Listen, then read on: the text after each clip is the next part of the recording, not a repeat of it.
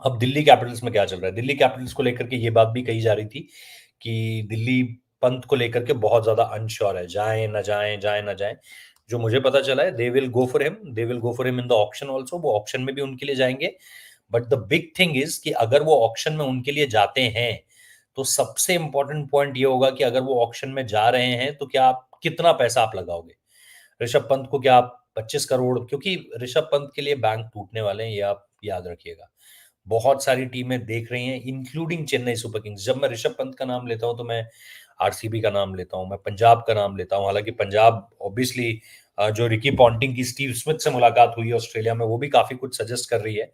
Captain होंगे या नहीं वो मुझे नहीं पता है, बट शायद वो उन्हें टीम के साथ जोड़ना चाह रहे हैं एमएलसी रिजल्ट्स की वजह से, क्योंकि एमएलसी में दोनों ने मिलकर जो है वो टीम को चैंपियन बनाया है। सो मेरे हिसाब से वहां से आप ये चीज डेवलप होती हुई देख सकते हो कि ये एक चीज आपको दिखाई दे रही है। इस समय पर जो सिचुएशन है उसमें आपको साफ तौर पर समझ में आ रहा है कि ये एक चीज आपको होती हुई दिख रही है। बट जैसा मैंने कहा कि अगर आप ये इस चीज को एक तरफ रखते हो, तो आपको ये पता चलता है दैट ऋषभ पंत, अगर चाहे वो पंजाब में जाएं, चाहे वो आरसीबी में जाएं, but the brand Rishabh Pant को सबसे ज्यादा फायदा जो है, और फ्रेंचाइजी में भी जो सबसे ज्यादा फायदा है, वो या तो आरसीबी में जाकर होगा या सीएसके में जाकर होगा। आप देखिए कि, आप सोचिए इस चीज को, जस्ट इमेजिन दिस, कि महेंद्र सिंह धोनी और ऋषभ पंत एक एडवर्टीजमेंट में या एक ब्रांड प्रमोशन में दोनों खड़े हैं।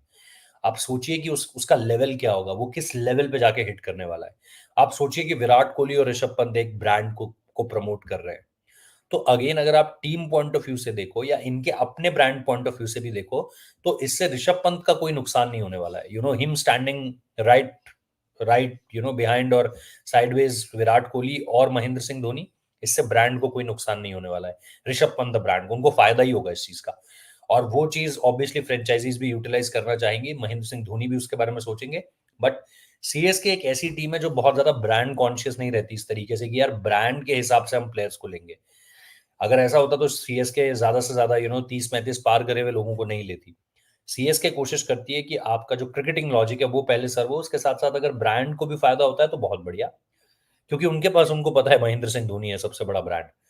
दूसरी तरफ आरसीबी ये जरूर करती है, मैंने आपको पहले भी बोला था कि आरसीबी शुभमन गिल को चाह रही थी, तगड़े तरीके से चाह रही थी, बहुत ज्यादा डेस्परेट थी शुभमन गिल के लिए।